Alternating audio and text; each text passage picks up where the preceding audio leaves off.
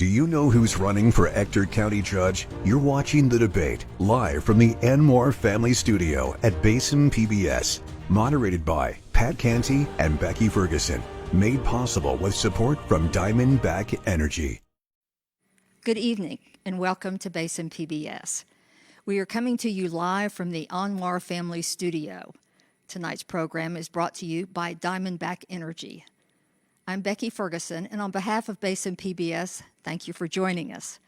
Tonight, we are honored to host the debate with candidates for the Ector County Judge. At Basin PBS, we are known for our quality programming, both educational and entertaining. Tonight's program embodies our ongoing mission to educate and to inform. We are thrilled to have a small studio audience and have all of you, our Basin PBS supporters, watching at home on channel 13 or 36, or live on our Facebook page or YouTube channel. Joining me tonight at the moderator's desk is Pat Canty, Board President for Basin PBS. Pat? Thank you, Becky. Tonight's debate will be 60 minutes in length with one 2-minute break. Our questions were developed by our team of moderators, a small representation from the community, and our Facebook page, where our community will be given the opportunity to submit questions. We will do everything we can to ask those questions, and we have asked our candidates to visit the Basin PBS social media page after tonight's program to answer your questions even further. Now for our rules. The debate will begin with each candidate in order of how they are listed on the ballot, 2 minutes for their opening remarks. After these opening remarks, the moderators shall pose a series of general questions. Each candidate will have 1 minute to respond to each question. Now, in the event a candidate's answer to a question invokes the name or policy position of one or more opponents, the moderators, at their sole discretion, can give the referenced candidate 30 seconds to respond. It is important to note an individual candidate may also be asked a direct question because of a statement or policy position that he or she has made during their campaign. The candidate will have 1 minute to answer that direct question. The 30-second rebuttal rule shall still apply. At the conclusion of the questions, each candidate will be given 2 minutes, time permitting, for closing statements. Now, you do not have to use all of the time you are given, but it is encouraged that you do so, as this is your time to let your constituents know your stance on policies. This will be a live broadcast, so flash photography, making loud noises or other disruptive actions or comments are not permitted. We have also asked the candidates to not bring any electronic devices to the podium, as we found them to be a distraction for the other candidates, the moderators, and the studio audience. Now, let's get started and meet our candidates for Ector County Judge. Mr. Sunil Mehta. Thank you. And Judge Dustin Fawcett. Good evening. We will now begin with opening statements. I'd like to remind the candidates that each will have 2 minutes. Mr. Mehta, your opening statement. Good evening, everybody. First off, I want to say thank you to Becky, thank you, Pat, for having me tonight. Thank you to the audience, and thank you to everybody out there in Ector County. So a little about me. I have been a Marine for 20 years. I'm a husband, I'm a father, I'm a citizen of Ector County, and ultimately, I'm just the person that wants to be the change that I want to see. I'm the one that got tired of seeing the complaints on Facebook and on social media, and I'm the one that decided to do something about it.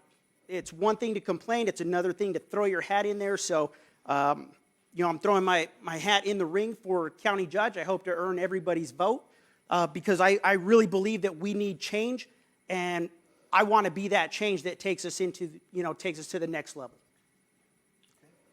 Judge Fawcett, your opening statement. All right. Well, thank you, Pat. Thank you, Becky. Thank you, Basin PBS, and for all you Ector County residents. We know that an engaged public is a better informed public, and with that, we have better government that is by, for, and of the people. Over the next hour, you're going to hear me talk about why I am a solution-oriented Republican and what that looks like. I don't believe in rhetoric. I believe in results. I don't play politics. I practice good governance.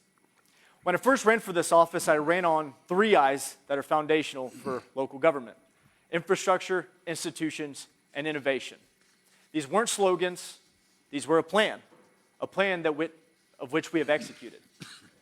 We have delivered on infrastructure. For far too long, we have been reactive rather than proactive. This is why, in my first 3 years, we have completed or commissioned Ector County's first ever master plans for roads, water, county parks, flood mitigation, and hazard mitigation.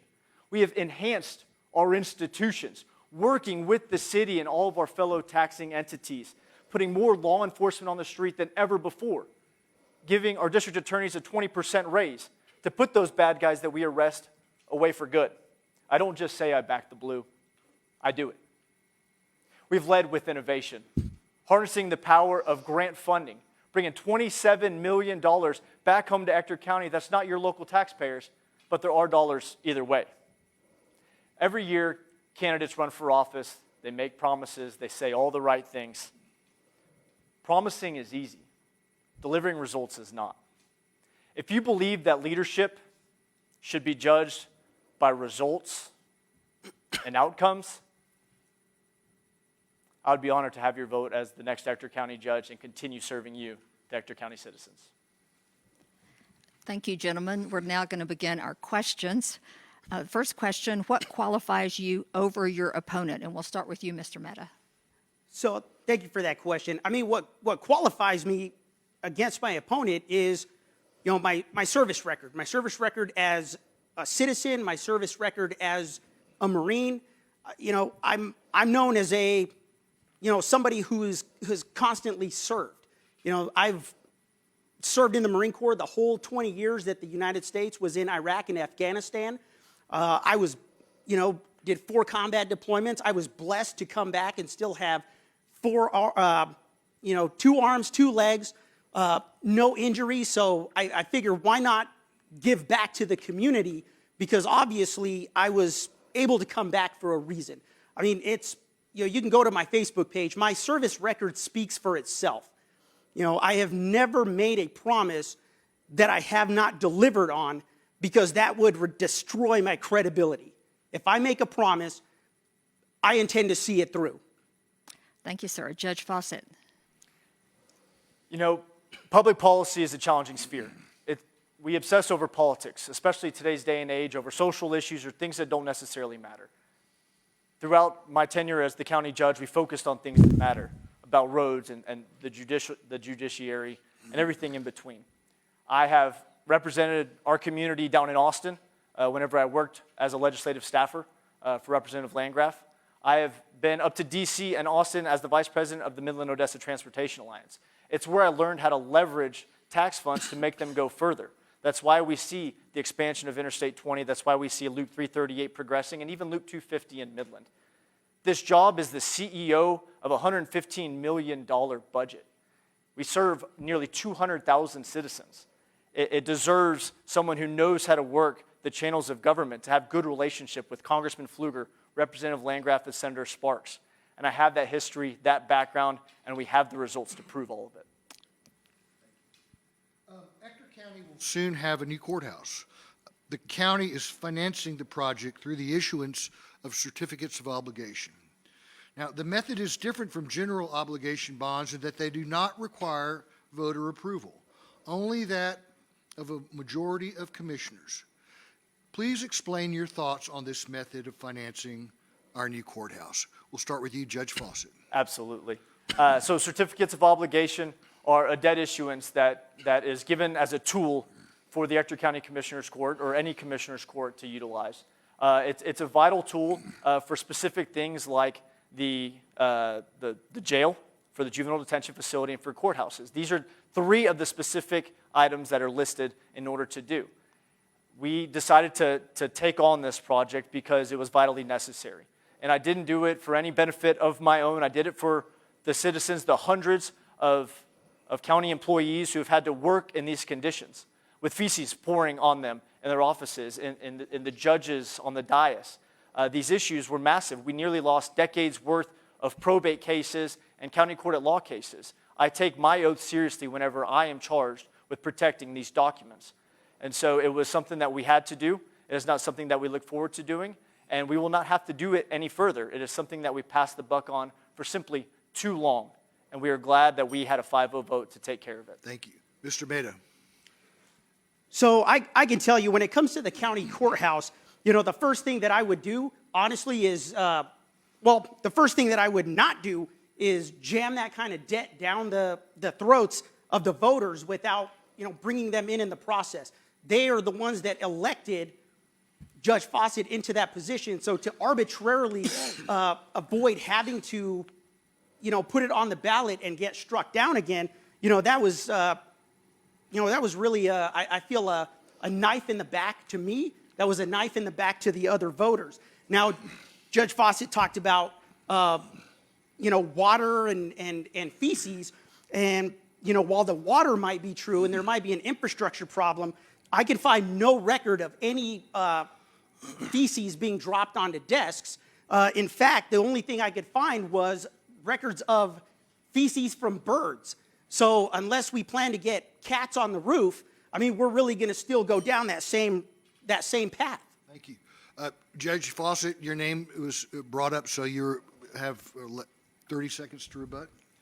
I encourage you to speak with any employee of the courthouse about any of the topics that we've discussed. There's specific judges that would gladly entertain these discussions. I encourage you to do so. When it comes to the Commissioner's Court budget, we pass a $115 million budget this past year, and that's generally what we pass. These COs, this issuance is about $13 million in payments per year. Yet the $115 million budget doesn't go out to the citizens. They entrust us with that. They hire me to be the CEO to take these decisions on, to be well-informed, and to speak with bond counsel about the tax implications. Thank you. There are also plans underway for construction of a new library. Could you give us your thoughts on that project, Mr. Meda? Well, I can tell you right now, as of today, that's actually, it's really just a thought. There is no plan, because what needed to happen was, so I will agree that $10 million was authorized to be issued out, but that is not a mostly private funded project. That is 50-50 from the voters and the county, and 50-50 from the library board, which as of today, I can find no evidence of any money being collected for the library board, no fundraising, no members by name. So we talk about this new library that really should have been built by the end of this year, possibly into the middle of, or the beginning of next year. And here we are, we have nothing. We don't have a library that can be built, because that can't even be built until the new courthouse is built. So we're kicking the can down the road, and we're making plans for projects that, are basically thoughts. Thank you. Judge Fawcett. I'm excited about the library.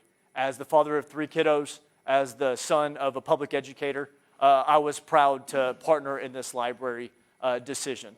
The $10 million that went towards the library were actually only possible because of our good fiscal responsibilities in my first budget, a budget that we had an interim county auditor in, and we had the county's first ever $10 million surplus due to our good budgeting skills. And so we are proud to turn over that surplus over to the library committee and to partner with them in a 50-50 partnership. And it's an exciting thing to have in downtown as an anchor. I believe that focusing on literacy is vital in Ector County. 71% of Ector County adults don't read above a 6th grade reading level. 71%, we have an issue. Now, it's not the county's job to solve that, but it is the community's job to partner together. By putting it at the heart of downtown, it says, we care about the future. Literacy is the future. It is the great equalizer, and I'm passionate about making sure that the library comes to fruition. Can I say something on that? Nope, it was not. Your name was not brought up. So, do you believe it is important to work with other elected officials in Odessa, such as members of the city council and school board, as well as those in nearby counties, such as Midland? If yes, how would you go about it? And if not, why not? Judge Fawcett. Yes, so this is one of the things I'm most proud of. We engaged in a Permian Basin-wide cleanup called the Basin Beautification Project, where the big four, me, City Mayor Cal Hendrick, the Mayor Lori Blong and County Judge Johnson all worked together to do a basin pickup to address trash, something that's a common denominator. I'm proud of the partnership, and actually I'm endorsed by the other 16 county judges as a part of the Permian Basin Regional Planning Commission to be the vice president. So I work with those county judges all the time. Our relationship with the city has never been better. We're, in fact, partnering in land swaps. We're partnering with Odessa College on the downtown footprint. We work with the city regularly, and I have great conversations with ODC. The relationships in Odessa and in Ector County have never been better between all of our elected officials and our leaders, from the hospital to the school board to Odessa College Board, and we're proud of working together because we all serve the same constituents. We have set aside ego and understood that working together better serves our constituents. Thank you. Mr. Mehta. So I will say that, working with outside entities, ECISD, Midland County, the city of Odessa is critical. You have all of these entities that make up the community. Now, I will say that one thing I don't care about is becoming a vice president on any kind of board by any of, my peers. My service record and my service will speak for itself. I care about one thing and one thing only, and that is to be the best county judge for the constituents that I can, not to win any popularity awards or any trophies. Thank you. Thank you, sir. One of the obligations of the county judge is emergency management. The law grants county judges the power to declare disasters, mandate evacuations, set curfews, and manage resources during floods, fires, and pandemics. So talk about how you would approach disaster declarations, who you would involve, how you would determine the need for setting curfews and managing resources. And we'll start with you, Mr. Mehta. So thank you for that question. So first off, as many of you know, we just had a very frigid winter, and long before the winter hit, I was already posting on Facebook that we needed to start getting ahead of this winter storm, because I live out in West Odessa, and out there, there is a very underserved population out there. So in order to get ahead of this, it was critical. I have stated to many people that we lack the emergency planning that we really should. One of the things that I have mentioned is the storm hit. We have no emergency heating shelters that could go to any communities. I have researched these shelters. We've used them in the Marine Corps. I have found shelters that can be set up in less than half an hour by 3 people, and that could be used to shelter the citizens of multiple areas within Ector County. So the fact that we don't have that, but we've got such a large budget, I think is, it's an insult. Thank you. Thank you, Judge. We've got a wonderful track history when it comes to emergencies. We've seen the Permian Basin container fire. We saw the weather event that took place in Pleasant Farms, where we activated our team and worked with legal to go on to citizens' property that we otherwise couldn't do unless we declared an emergency, to pick that community up. And that's something that's never been done before. And in regards to the most previous weather event, we've never seen a level of coordination like that in Ector County. And partnering with the Salvation Army, the American Red Cross, the West Texas Food Bank, Judge Sarah Kate Schock of the 446 was cooking meals. We had a warming shelter. I'm surprised by these statements. We had a wonderful warming shelter, Barn 8, that we set up, and we had more food than we ever could have needed. We offered transportation with the sheriff's office. We were on daily calls. I attended every single National Weather Service update in preparation for this. We were fully prepared. We received a great response from our community, and we're proud of the work that we've done. Okay.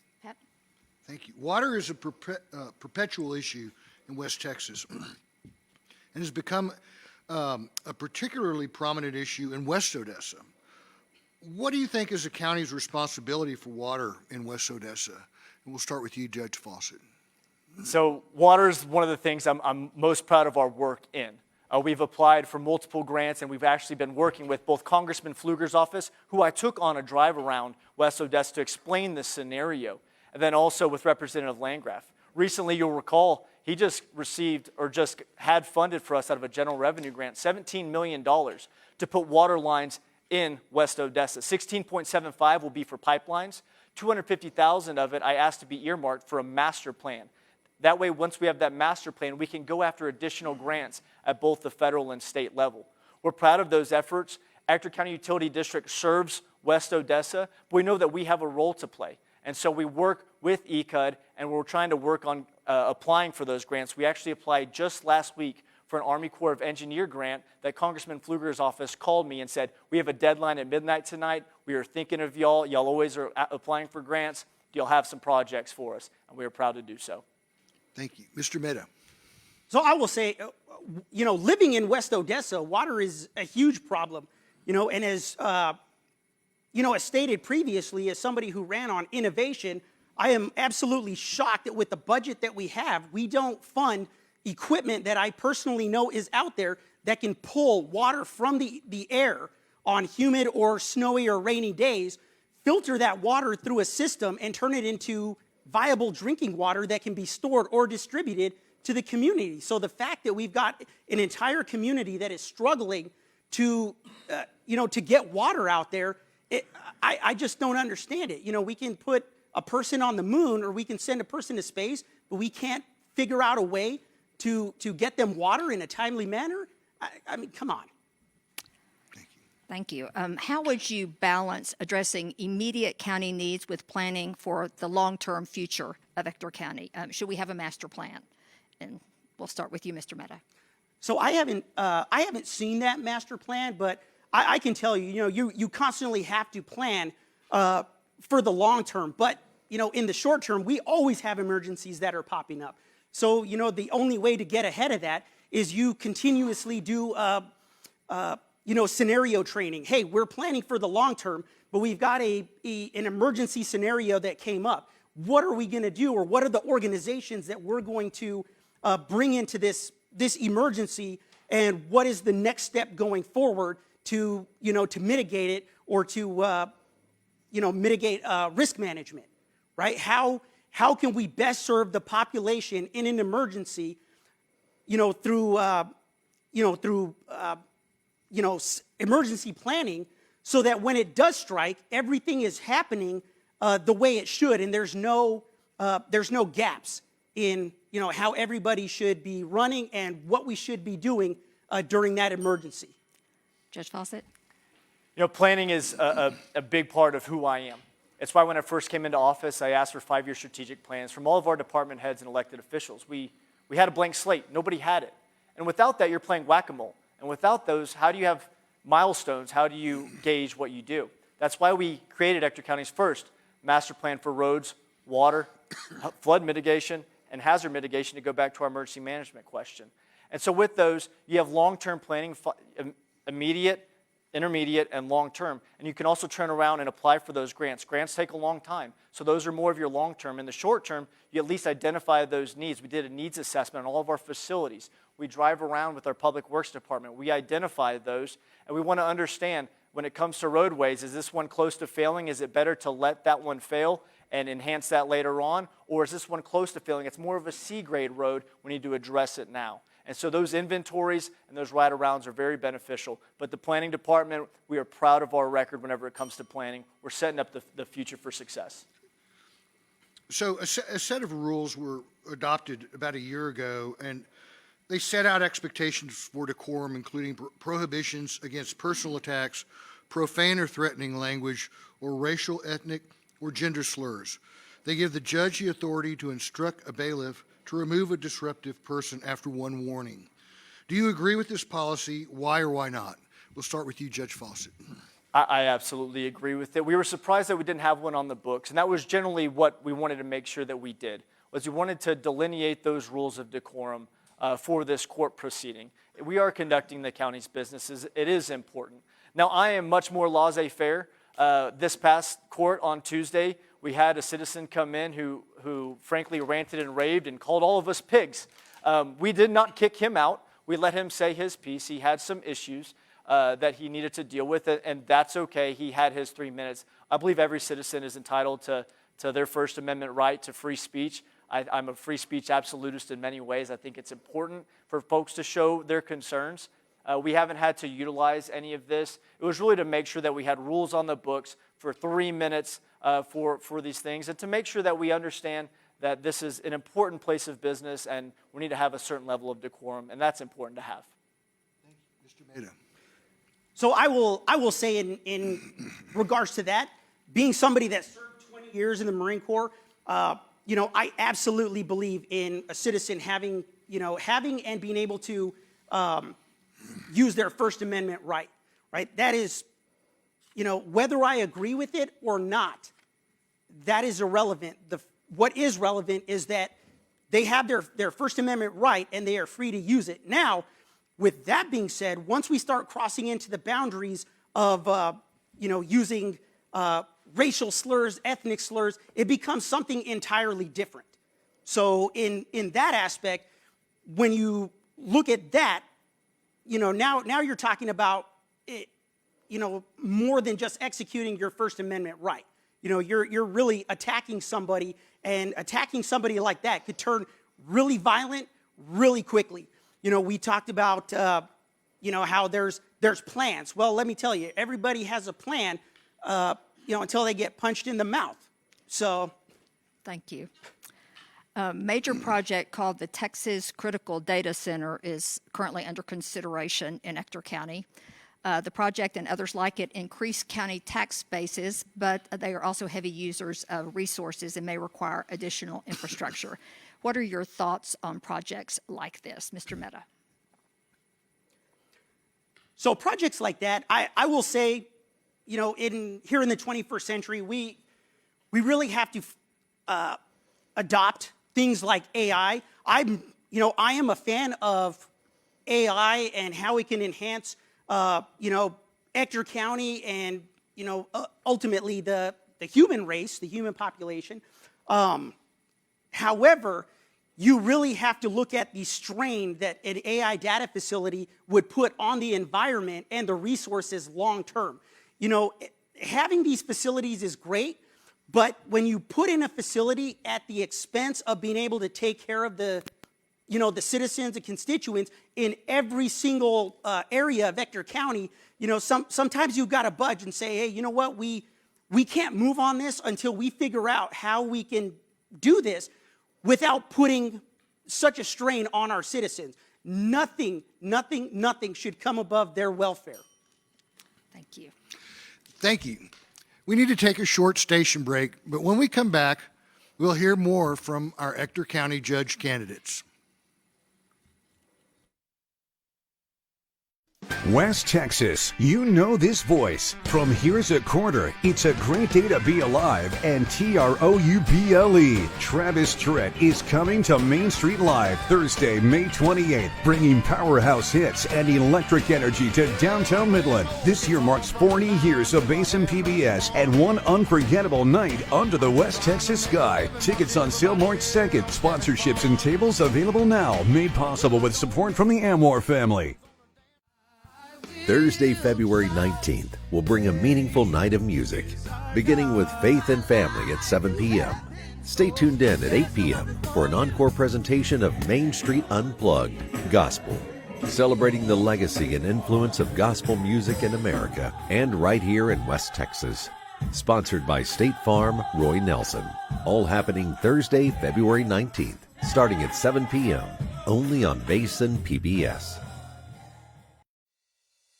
Here in the Permian Basin, we are blessed with world-class resources beneath our feet. Oil and gas is not just an industry, it's the foundation of our economy, a defining part of our identity. Even if your business isn't directly in the field, that you feel the impact in your customer base, your workforce, your growth, and your future. These conversations matter. Tune in for the Midland Chamber of Commerce's State of Oil and Gas, Thursday, February 26th at 7 p.m. on Basin PBS. For generations, your support has made something extraordinary possible. Free access for everyone in your family and in our community. Now more than ever, your support isn't just helpful, it's essential. It protects a legacy we built together and ensures that the next generation can grow up with the same access, inspiration, and trust. Visit us online, call us, or scan the QR code on your screen to find out how you can help. Back to our live debate among candidates for Ector County Judge. We're here in the Anwar Family Studio at Basin PBS, and I'd like to remind our candidates that the rules, as mentioned at the beginning of this broadcast, still apply. Now, I made a mistake, and we went into break too fast, And I didn't give Judge Fawcett a chance to answer the last question, which I'm going to repeat in case people have forgotten it. A major project called the Texas Critical Data Center is under consideration in Ector County. It's a project, this project and others like it increase the county tax base, but they are also heavy uses of resources and may require additional infrastructure. What are your thoughts on projects such as this, Judge Fawcett? I'm thrilled about these opportunities. We are the perfect location for these. Data centers require land, they require power, and they require water. We have an abundance of land. We have all the power that we need whenever natural gas trades at zero. And frankly, we live on an ocean of water. We produce 25 million barrels of produced water per day. We're shooting 20 million barrels of it downhole and into SWDs, and we're only recycling about 5 million barrels. We're fostering an opportunity of innovation, and there's some great partners. Diamondback, the sponsor of this event, is one of them that is looking at repurposing this water. What that means is we have on the horizon, we're going to find ways to clean up this water, also not just for the data centers, but for our communities here in the desert. As far as the diversifying of the tax base, that's great for employment opportunities. Odessa College is already at the forefront of looking into this. But some of these projects could double, if not triple, our taxable value. Ector County's taxable value is $24 billion right now. A single one of these projects is looking like $25 billion, just this one. Thank you. So at this point, we're going to do something just a little bit different, and that is to ask each candidate a different question related to the same topic. First, Mr. Mehta, in December of 2024, you filed a $1 million lawsuit against Ector County for wrongful termination, claiming whistleblower retaliation, discrimination, and harassment. Could you tell us more about that lawsuit? So I will, in terms of the lawsuit, there's information that's been posted on the Odessa American. If anybody else has or wants information on that lawsuit, which is still ongoing and will continue to be ongoing until it's resolved, I'm more than willing to give anybody the name and phone number of the attorney that I've retained in order to handle that, just to ensure that I am acting on the same principles that I stated when I first threw in my name for the judge, which is transparency and accountability. Okay, and so to follow up on that, Mr. Mehta, should you be elected, you would be suing basically the county over which you are the executive officer. So would you continue your lawsuit? So I will say that the lawsuit will continue because at the end of the day, if myself or anybody in the audience, anybody in Ector County, committed a crime, we would be held accountable in some way, shape, or form. There is no difference when it comes to government officials, right? So the only thing I will say is, yes, the lawsuit will continue. However, if elected to be the county judge, I will 100% recuse myself from any decision making regarding that lawsuit. That is what I retained the attorney for. So I recuse myself, but accountability needs to be ensured. Now to Judge Fawcett, you're named in the lawsuit. Could you respond to the allegations? Sure. We believe in accountability in Ector County. And frankly, what took place at our library with our library staff who deal with some challenging scenarios that make them very uncomfortable regarding homeless folks at times and some very challenging scenarios dealing with the public. They felt uncomfortable enough to go to human resources regarding his behavior. They felt threatened by text messages and other messages regarding don't come into work if I send you certain code messages. And the department took action. This is not something that comes to the level of the commissioner's court. We only have the ability to hire and fire at the director level. Employees that are throughout the county, there's 750 of them. We have no authority to hire or fire them. This did not make it to our level. We were briefed on it. But ultimately, it was the call of the director and the human resources department to terminate. That is 100% false. So I'm glad that's okay, we'll give you 30 seconds. So I will say that I'm glad that that's being recorded because it 100% did make it to Judge Fawcett's level. In fact, not only did it make it to Judge Fawcett's level, but there's video and audio evidence from the body camera of the deputy that clearly states that the HR director, who shouldn't have been hired, that terminated my employment, expressly talked about this issue with Judge Fawcett by name and was given authorization by Judge Fawcett to terminate my employment. That is on the body camera, and it is on audio. Okay, thank you, sir. And a follow-up to the judge. I'm going to ask you, you can respond to what was just said, but is there a county protocol for paying court judgments with the money come out of the regular budget? It comes out of the budget. It is something that we have outside counsel for. We get sued all the time out at our jail for inmates who are upset about toothbrushes or any other disgruntled employee, which is this case. Folks are not always happy. They see that the county has millions of dollars in the bank, and they go after taxpayer funds. And I'm not a big fan of that. We were reading 1 Corinthians last night about lawsuits. I'm not a big fan of them, even though I am a judge. I think you settle these things in proper manners, and I think that the county was justified in its actions, and there's nothing further I think that needs to be said. We're going to move on from that topic. The county has powers to fight illegal dumping. Is this something you view as important? And if so, how do you plan to tackle the issue? And how might a citizen or citizens report such violations? We'll start with you, Judge Fawcett. Illegal dumping is something that we tremendously care about. It's why we did the Basin Beautification Project. We all see the trash out here, and we need a prettier community. Our median age in Ector County is under 31 years old. To bring young families out here, my daughter shouldn't have to see trash everywhere. We should not have the West Texas flag that is a grocery bag on the side of the road. So we have put more resources. We bought additional roll-offs. I actually wanted 14 roll-offs for our team in environmental enforcement. We ended up cutting that budget back through some political decisions in the budget. That's okay. I voted against that. I wanted all 14. We wanted to have permanent stations, one in Gardendale, one in West Odessa, one in Pleasant Farms, to rotate in different sites. That way neighbors could go pick them up. It ends up being more cost-effective for us to own these roll-offs and run those to the dump than it is to make these calls running out to neighborhoods and trying to get our grapple arm and everything else. And so we've put more resources into this department than ever before.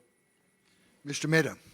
So I will say that, I feel that that's 100% false. I mean, you can go to Goldsmith, you can go to West Odessa, where I'm from, and I can show you mountains upon mountains of just tires that have been left there for months, years, buckets of oil that are just left on the side of the road to drip into, the environment, and I know that it's not something my opponent sees, working up in the Stucco Palace, but when I have to drive to the west side and I see this on a daily basis, and I have to smell this on a daily basis, it's an issue. It needs to be tackled, and there's avenues of approach to tackle it. But if I'm elected, that's it. That is an idea that I will bring to the citizens to get their input, because they, along with me, are the ones that have to live with this day to day, especially the ones in West Odessa. Judge Fawcett, you have 30 minutes for a rebuttal. 30 seconds, yeah. 30 seconds, I'm sorry, 30 minutes. Thank you. That's a long rebuttal. We've driven every roadway with our team. I take pride in driving out in the community. As I mentioned before, I took Congressman Pfluger out there. I encourage people to go drive our roadways and see these. Yes, there's a significant amount of trash and of tires. We're trying to work on that. We actually just partnered with the team that is shredding tires in South Ector County. Rather than us driving them all the way to Denver City in order to dispose of these, it's an effort that is ongoing, and we're working on it tremendously. It's a problem that will always be there until we finally can solve it. Thank you. County commissioners have the authority and the responsibility for roads outside of the city, but inside of the county. How would you help commissioners meet that obligation, Mr. Mehta?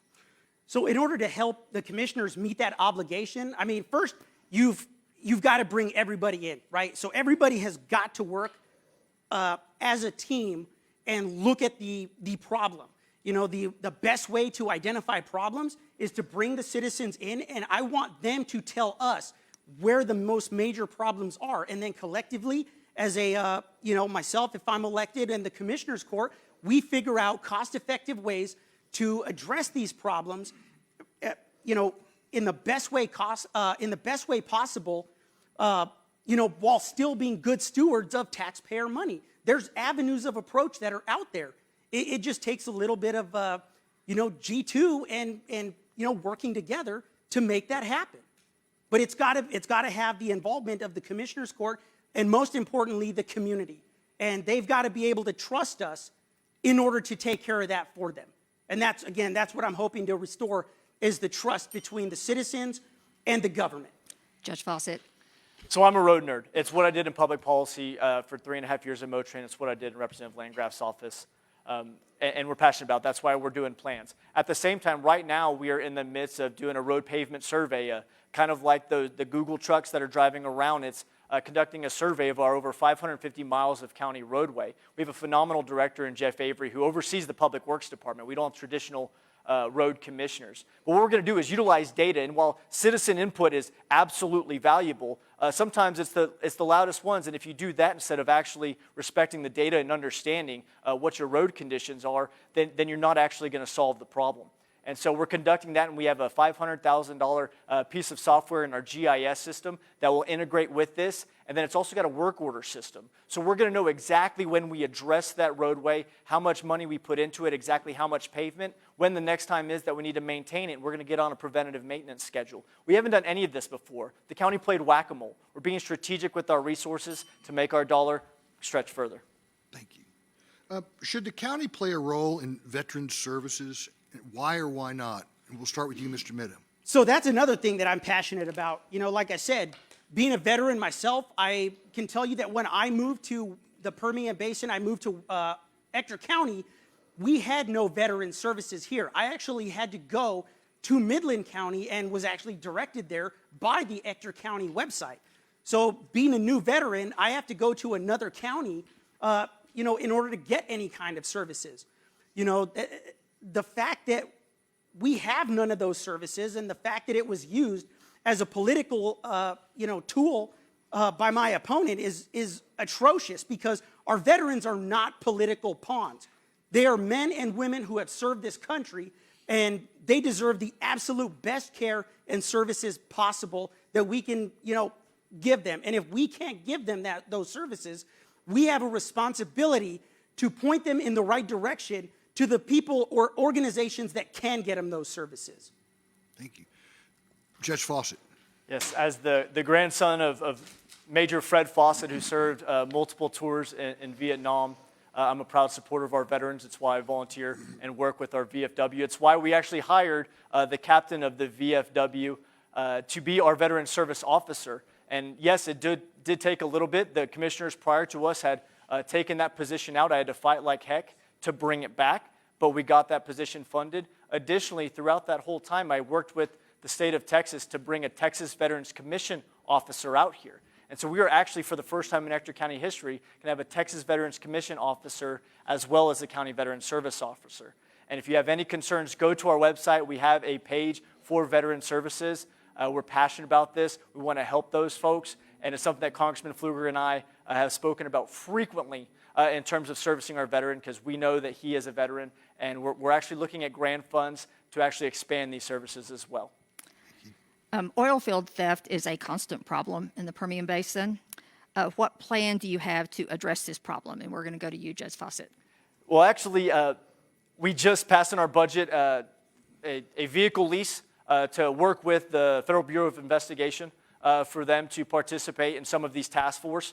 I have a great relationship with our Midland FBI office on some of these task force, and we encourage Sheriff Griffiths in order to participate in these things. Oil field theft is a big deal, as well as gasoline theft at some of our local stations. We're seeing organized crime everywhere. These task forces are vital, which is why I knew it was important to fund Sheriff's Department at a competitive level, something never before seen in Ector County. It's why we're also creating a pipeline at our jail to get more commissioned officers. It's hard for us to sacrifice folks on these task forces because of the limited deputies that we have on the street. But because we actually say what we mean when we say we back the blue, we've given them as many resources as possible to participate, whether it's drones or MRAPs or anything else to combat organized crime. We're all over it. Mr. Mehta. So I can tell you, yes, there's always going to be oil field theft, gas, oil, copper being, one of the big ones. I wholeheartedly disagree with the shortage of, deputies being, I agree with the shortage of the deputies being part of the problem, but I can tell you that a major issue is not the, increasing the pay. Let's look at quality of life. A lot of these deputies are going to ECISD, OPD, Midland ISD. Why are they going? Because there is a better quality of life or an organization that listens to them as opposed to just throwing a raise at them and then, expecting them to work 12 on, 12 off, forced overtime to the point where they get burned out. What good is having any of this equipment if we don't have the personnel to use it? That's one of the major things we lack, especially in the sheriff's office, is a fully staffed recruiting program. Okay, Ector County, Yep. 30 seconds, okay. I will say he's been able to, if he's rebuting this, I have not been able to rebuke a lot of the stuff. I've been overpassed on a lot. You haven't named him. He has not hasn't named named you. you That's for our your rule. policy. If he invokes your name, then you get a Okay. chance to respond, or if he invokes your policy, you get a chance to respond.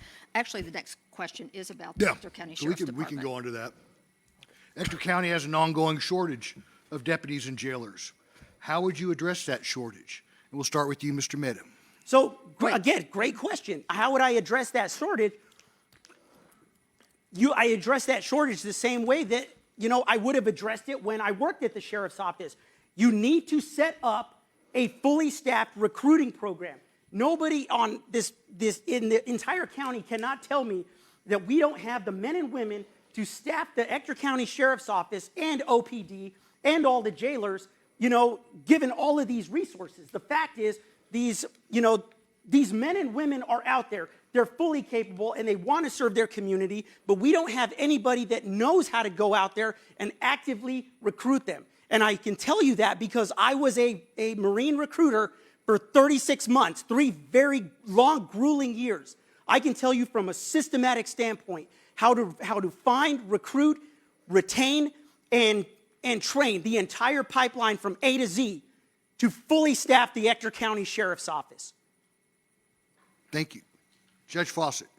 When I came into office, this was perhaps our greatest issue. We had a football-sized facility out at our jail that was entirely vacant. We did not have any of our inmates there. They were throughout the entire state of Texas. It was costing us over $953,000 a year to contract those services, plus several $100,000 in local transportation costs. Because of our increase in salary, our recruitment and retention programs, as well as a red shirt program that allowed us to bring them on and work out at the jail while we're going through the month-long background check and getting them vetted. They literally wear a red shirt. They can't interact with the inmates. Because of that, we were able to fully staff the jail and bring every single one of our inmates home. The only inmates that are out of house are female inmates. It's something we're proud of. It has led to us saving $1 million a year in taxpayer funds. That single piece of work. And that came from many conversations with Sheriff Griffiths. There's a reason why Sheriff Griffiths has endorsed me. This is one of the many. If elected or re-elected county judge, your boss is the electorate, which means to a large extent that you are in charge of your own hours. Given that this is a position with a salary over $125,000 a year, different from city council members who receive token stipends, would you approach this as a full-time job, or do you have other business obligations? We'll start with you, Judge Fawcett. I would say this is more than a full-time job. If you look at when I get to the courthouse, I generally wake up at 4:30 in the morning, I go to the gym. I go home, and we then take our 3 children to school, and I'm one of the first people at the courthouse. I typically, on most days, turn the lights on the 2nd floor of the courthouse. I try to beat the clerks there. It's something I take pride in, because whenever they see me there, they see that I care about this. I'm usually one of the last ones to leave. I'm also out in the community. Just yesterday, I was the head judge for ECISD for the Scripps Spelling Bee. I'm out in the community. I'm not only am I doing my 8 to 5, but I'm also going and giving leadership symposiums. Also this week, I spoke at Odessa College on leadership. I've spoken with leadership at ECISD, 2 of their teacher training events early on. I'm always out in the community, whether it's town halls. Last week, we had 4 town halls regarding our water project, as well as 2 forums. It's more than a full-time job. It is what I am dedicated to. It only comes second to my family. But other than that, I'm up there. I wake up thinking about this county because that's what this county deserves. Mr. Mehta? I mean, yeah, I would agree with you that it absolutely is a full-time job. I don't have any other employment outside of this. Like I said, I am retired from the armed services. I'm getting my income from Veterans Affairs. This is not a monetary thing for me, right? This is a 20 years of civil service and wanting to continue serving the community. That's what this is for me. So it's, are there going to be grueling hours? Absolutely. There were grueling hours when I was active duty. But the cost of those grueling hours, when you see the accomplishments that you're getting, yeah, absolutely. And quite frankly, if anybody has to, work those kind of massive hours, then I would really question their time management skills. The word transparency is frequently used in political campaigns. What does that word mean to you, or what does that concept mean to you? And is more transparency needed? Mr. Mato. So yeah, transparency is huge. That's one of the biggest things that I run on: transparency, accountability, and good financial stewardship. Case in point, the lawsuit. There is zero transparency when it comes to the current administration for Ector County. I'm glad it was on the record because, that's going to get brought up again. There is very little when it comes to transparency currently. And if there was transparency, a lot of the issues that are getting brought up in this commissioner's court and with the issues in West Odessa, they would be getting handled. But a lot of it is so non-transparent that it becomes an issue. Let's look at the courthouse. Zero transparency with the decision on the CO as opposed to the ballot. Zero transparency when it came to choosing the design for the Ector County Courthouse. Voters didn't get a choice on that either. Judge Fawcett. Honestly, I'm proud to be the most transparent county judge in Ector County history. We created a public information office in Ector County. We created Ector County's first Facebook page. We have 48 different department heads and elected officials. They would each post their own information, but we needed one clearinghouse, and so we wanted to make sure that a more educated populace was possible. Additionally, we have an agenda in Commissioner's Court. Previous courts would just post that agenda and citizens could attend, and all they would see is consider, discuss, and take action on X agenda item. We post the attachments that go with each of those. Sometimes it's 500 pages, but we want to be as transparent as possible. We have held more open houses and more town halls. I'm sorry that you didn't take part in those, but we have provided ample opportunity throughout the entire process. We have a Facebook page and a website for the courthouse. We've tried to be out in the community. We have QR codes for anything and everything. We try to use every medium possible, whether it's Facebook, regular media, Nextdoor app, whatever you can. We're proud of our program. We don't hide from it. Are there services in the county that the county is not currently providing that you would like to see the county provide? And we'll start with you, Judge Fawcett. I would argue we're pretty efficient with what we do. Now it's fine-tuning and making sure that we initiate those plans. The grant funds will be how we do that. These plans will allow us to leverage local tax dollars and turn one into five. That's that Build Master Plan grant. It's an 80-20 match with the federal government. The roads are lacking. We're in an infrastructure deficit. Status quo is our modus operandi for entirely too long in Ector County. So we've got to jump on that. Road safety matters. I have known too many people who have lost their lives to roads.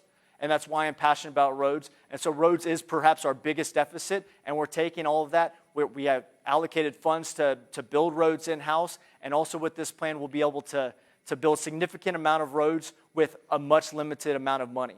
And that's, I think, good for taxpayers, and that money is out there when it comes to the Build Grant, the Safe Streets for All, and every other type of plan that we have in between.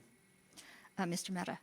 So when it comes to services, one of the biggest things that I said prior was I would like to see better veteran services within Ector County, something outside of just a part-time veteran service officer, because there's no point in putting a part-time veteran service officer for a full-time problem in Ector County, right? And then once we address that issue, then we can get with the citizens and figure out what other community services they would like to see.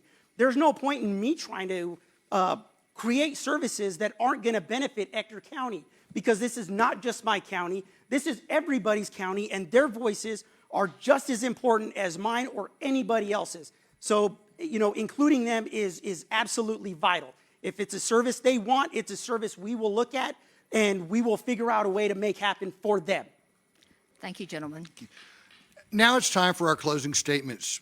Each candidate will have 90 seconds for their closing statement. We'll start with you, Mr. Mehta. So in closing, like I said, I would like to thank you for moderating this. It's been fun. This has been a very eye-opening experience. I thank everybody that's tuning in on Facebook, on YouTube, everybody that's in the audience. It has really been a pleasure to do this. I hope to win everybody's vote. I hope everybody understands that I'm passionate about what I do. And outside of that, I really just want to thank my friends, and I want to thank the Lord. I want to thank my wife, who's been my rock. She is my rock through all of this. My daughter and my two boys, who are, my family is my world. And, I love them just the way that everybody else loves their family, and I want good things for them, and I want good things for the citizens of Ector County. Thank you. Judge Fawcett. To the Ector County citizens, I'm honored to serve as your county judge. It's truly surreal. It's something that every night whenever I lay in bed with my wife and we pray, I think, because it is surreal that this kid who is a son of a public school educator and a workhorse of a father who was in business, we didn't grow up. We're not a junior of some oil money. We're nothing special. We have a passion for public service. My grandfather, Myron Schneider, the Nimitz football field is named after, had a passion for Odessa. The fact that I now am serving you, the citizens, is not lost on me.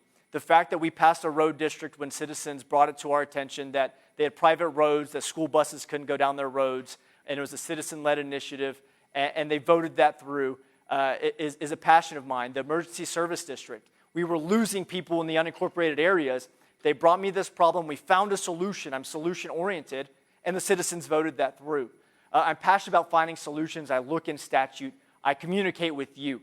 I'm easily accessible. I'm proud of our program. I'm proud of our team. None of this would be possible without our tremendous public works director, building maintenance director, everybody else. I want to leave you with a quote that George W. Bush from here in Midland said about the soft bigotry of low expectations. And at times, we are a victim of low expectations in Ector County. And I believe we need to raise those expectations.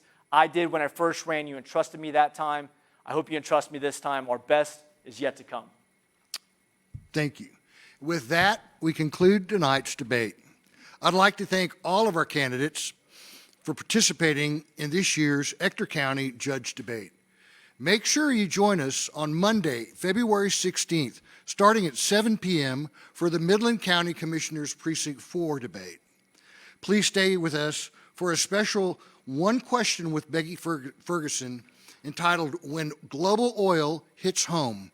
We urge all registered voters to cast your ballots. Early voting begins Tuesday, February 17th, and will continue until Friday, February the 27th, with voting on Tuesday, March the 3rd. Please check the voting office for polling stations and hours for operations. We'd also like to thank Diamondback Energy for generously sponsoring tonight's program. In addition, we'd like to thank the Elizabeth Yeager family and the Anwar family for their continued support of Basin PBS.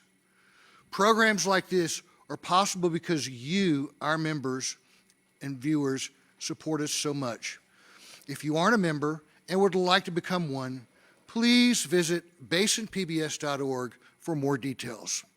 There's another way you can support us and have a good time at the same time, and that is to come on out May the 28th for our annual Main Street Live featuring Travis Tritt. I'm Pat Canty. On behalf of Basin PBS and my co-moderator, Becky Ferguson, thank you and good night.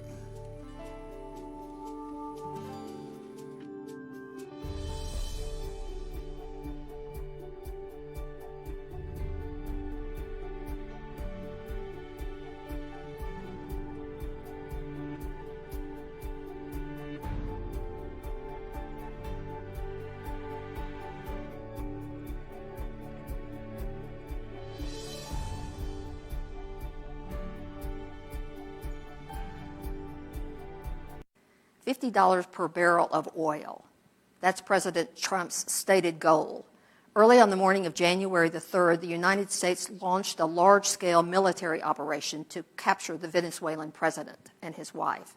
Shortly after the successful operation, President Trump explained the reason